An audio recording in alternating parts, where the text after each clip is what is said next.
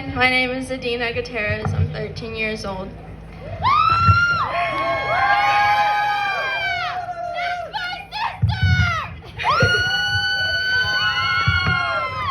I'm here to speak to you today as a voice for future generations.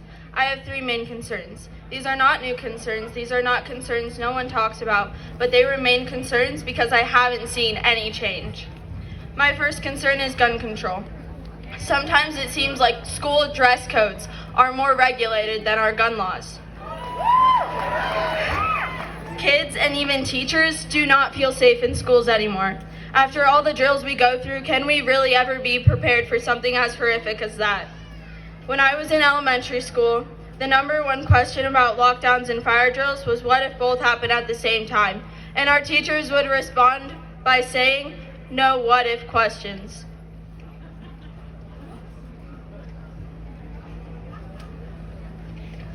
Yet, this what-if question became a reality in the tragic events of the 2018 shooting in Parkland, Florida. Now at my school, when we have a fire drill, we are not allowed to head right out of the building. Instead, we have to line up in the classrooms and wait for a teacher to confirm that someone isn't drawing us out of the classroom. There have already been 8 mass shootings in 2020, and it isn't even the end of January.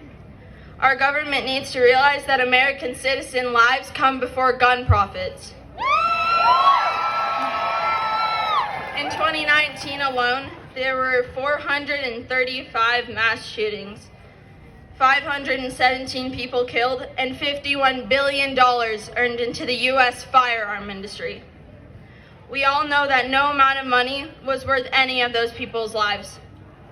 I want to see people take action so that my generation and future generations can feel safe at school. My second concern is women's rights.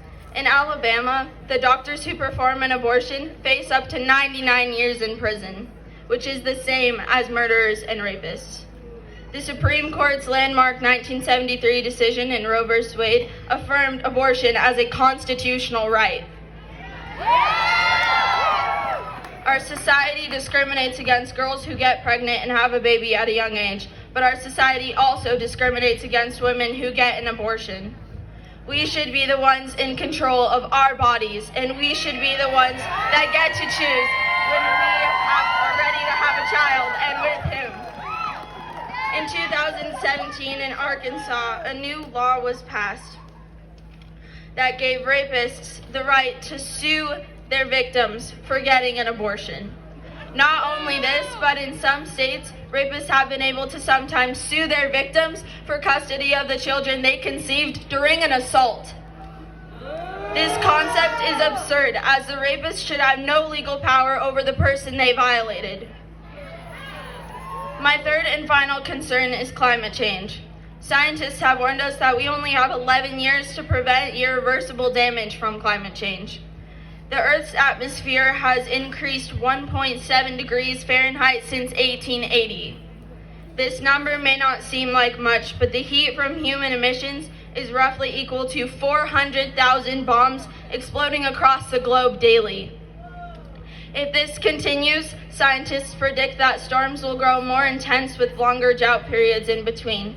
If emissions continue to rise unchecked, climate disasters will be so severe it'll destabilize entire nations. It would also cause mass extinction and melt the polar ice caps, leaving most coastal places several feet underwater.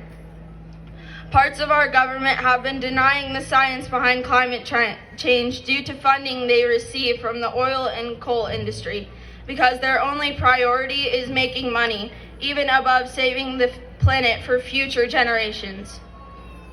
In Beijing, kids are forced to wear oxygen masks just to go to school.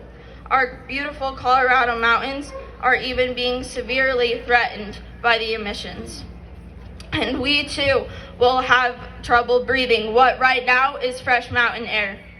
My generations and generations to come have been given the responsibility of trying to reverse the damage that has already been done and is continually being done.